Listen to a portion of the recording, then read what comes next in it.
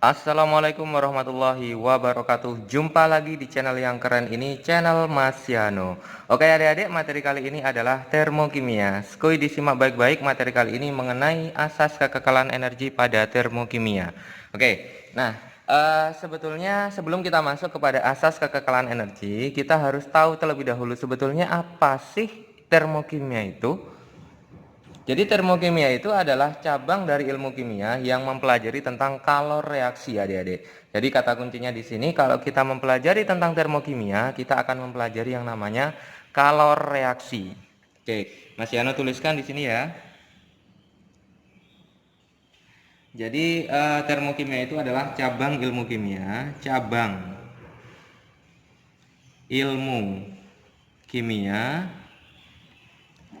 yang mempelajari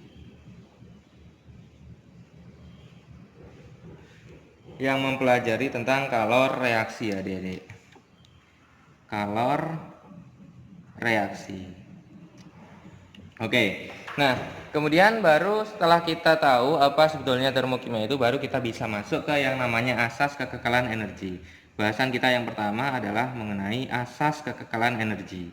Asas kekekalan energi. Oke, ini adalah bahasan kita yang pertama. Nah, adik-adik, kalau kita berbicara tentang termokimia, nanti kita akan tahu apa sebetulnya, kita akan mengenal yang namanya sistem dan lingkungan adik-adik. Jadi ada yang namanya sistem, ada yang namanya lingkungan. Oke, sebetulnya apa sih sistem itu? Apa sih lingkungan itu? Apa itu sistem? Apa itu lingkungan? Oke, sistem itu adalah reaksi atau proses yang menjadi pusat perhatian kita adik-adik. Jadi kalau kita berbicara tentang kimia, pasti kita berbicara tentang reaksi. Jadi sistem itu adalah reaksi atau proses yang menjadi pusat perhatian kita.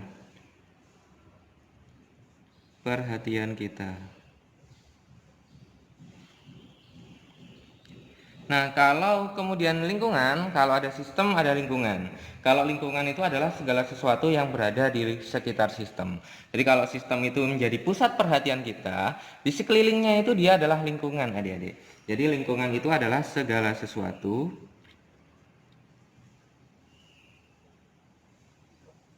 yang berada di sekitar sistem. Oke. Jadi ini adalah pengertian dari sistem dan lingkungan adik.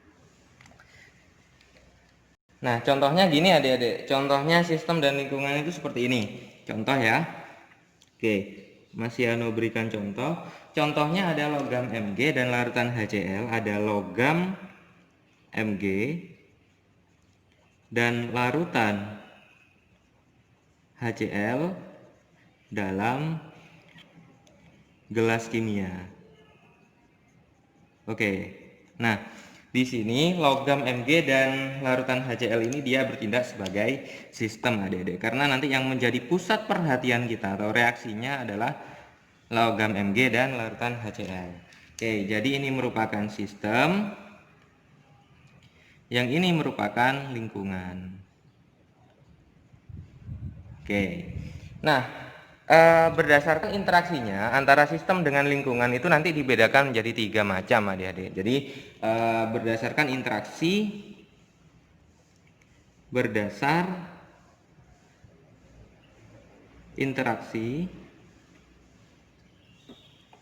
antara sistem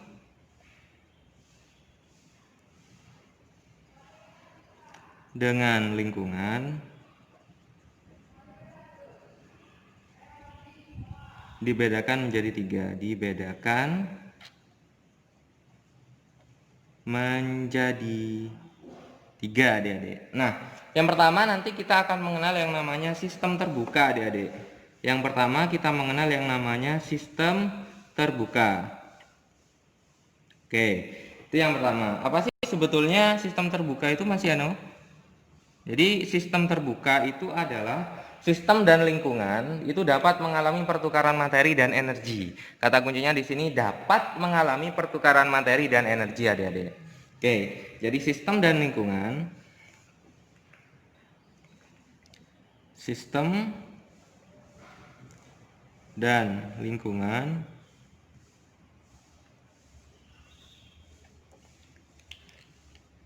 dapat mengalami, ini dapat ya, kalau terbuka itu berarti dapat mengalami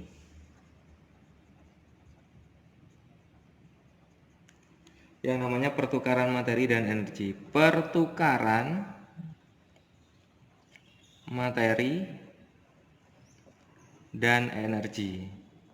Oke, ini yang disebut sebagai sistem terbuka, adik-adik. Kemudian yang kedua, kita akan mengenal yang namanya sistem. Kalau ada terbuka, nanti ada yang namanya tertutup, adik-adik. Tertutup. Oke. Apa sih sebetulnya pengertian dari sistem tertutup itu? Sistem tertutup itu apabila sistem dan lingkungan itu tidak dapat terjadi pertukaran materi. Jadi materinya tidak dapat bertukar, tetapi dapat terjadi yang namanya pertukaran energi, adik-adik. Sistem dan lingkungan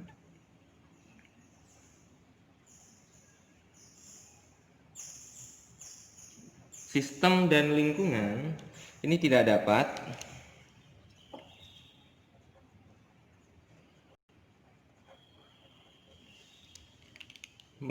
terjadi pertukaran materi,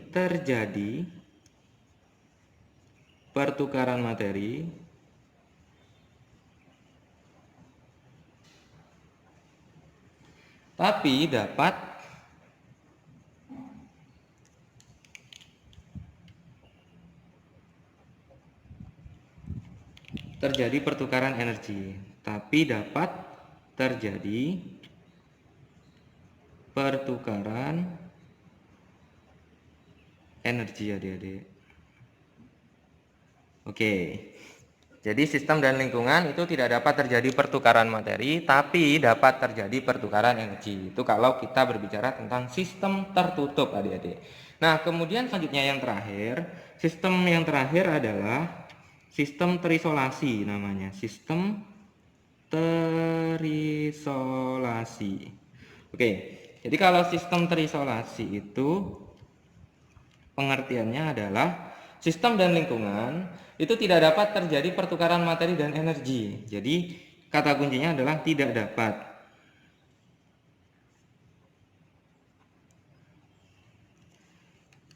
terjadi pertukaran materi dan energi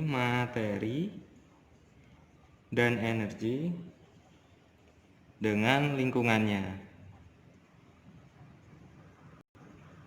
Oke. Jadi ini adalah pengertian dari sistem terisolasi.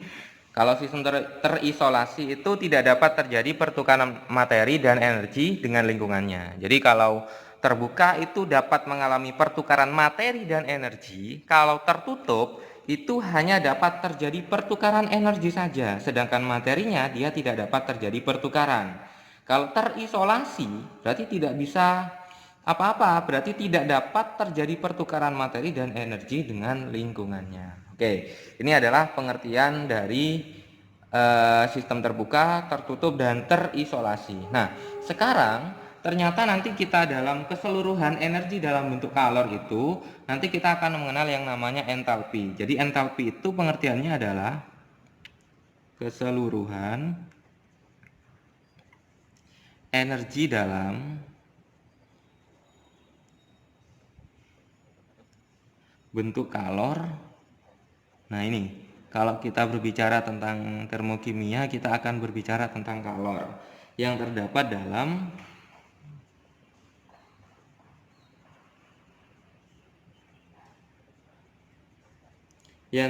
dalam suatu sistem.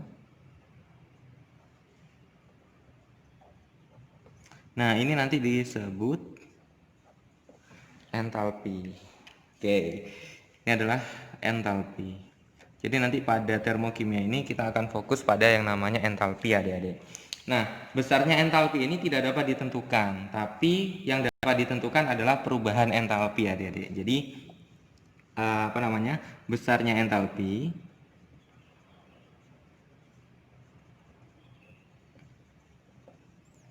tidak dapat ditentukan. Nah, tapi yang dapat ditentukan itu adalah perubahan entalpinya, tapi yang dapat ditentukan adalah perubahan entalpinya. Perubahan entalpi. Ini nanti dilambangkan dengan yang namanya delta H, adik-adik. Oke. Jadi nanti yang kita kenal adalah perubahan entalpinya. Perubahan entalpi itu delta H sama dengan H dari produk hasil reaksi dikurangi H reaktan. Oke, jadi delta H itu adalah hasil pengurangan H produk dikurangi H reaktan. Entalpi hasil reaksi dikurangi entalpi pereaksinya. Oke, nah sekarang Mas Yano akan menjelaskan mengenai jenis-jenis reaksi termokimia, adik-adik. Jadi reaksi termokimia itu ada jenis-jenisnya, jenis-jenis reaksi termokimia.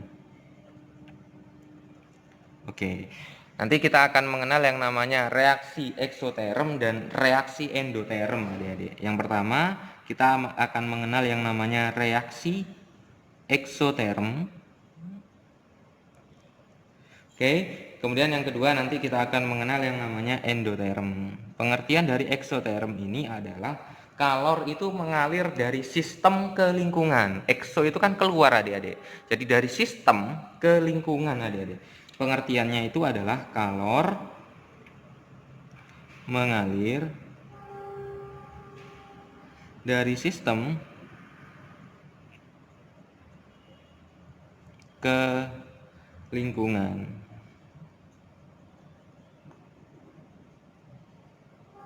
Kalau mengalir dari sistem ke lingkungan itu nanti dia melepaskan kalor. Melepaskan kalor. Oke. Nah, jadi misalkan Mas Yano di sini punya yang namanya sistem, adik-adik. Ada sistem. Kemudian nanti di sini ada yang namanya lingkungan. Oke. Jadi sistem itu kan yang menjadi pusat perhatian kita. Katakanlah ini adalah sistemnya. Oke. Nah, kemudian kalau eksoterm itu nanti kalornya dia mengalir dari sistem keluar, adik-adik, ke lingkungan.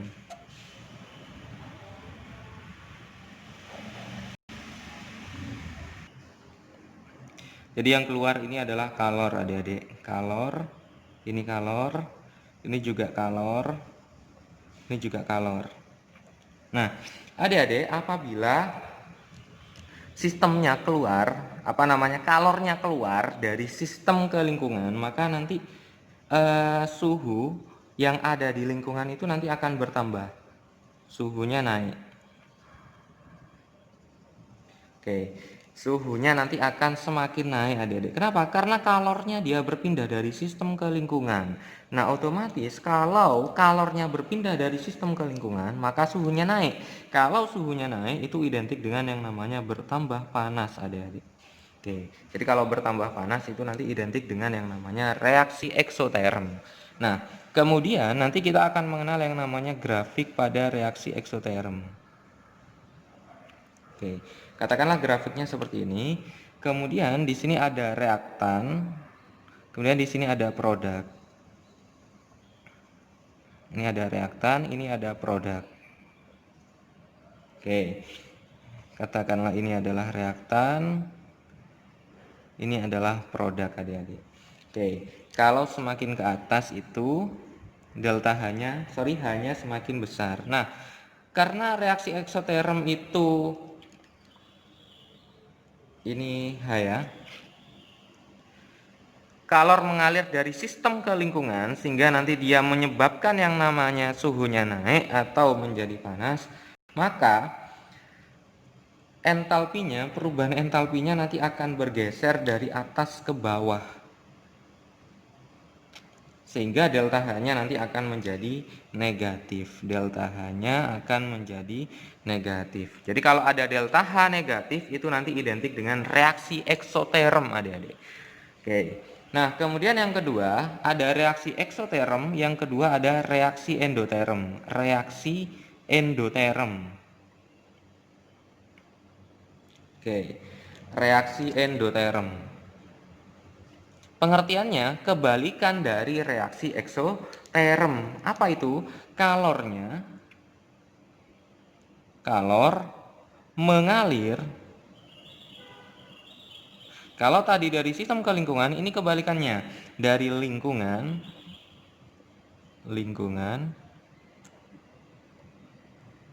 ke sistem. Oke, kalau tadi dia melepas kalor, kalau ini dia menyerap kalor.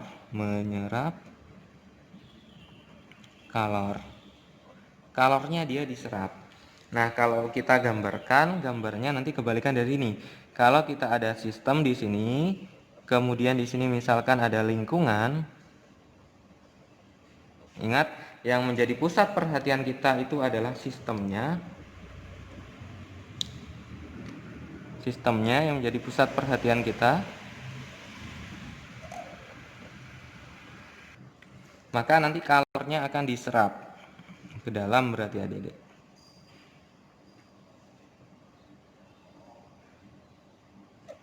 Oke, jadi kalornya nanti akan diserap adik-adik. Ini ada kalor.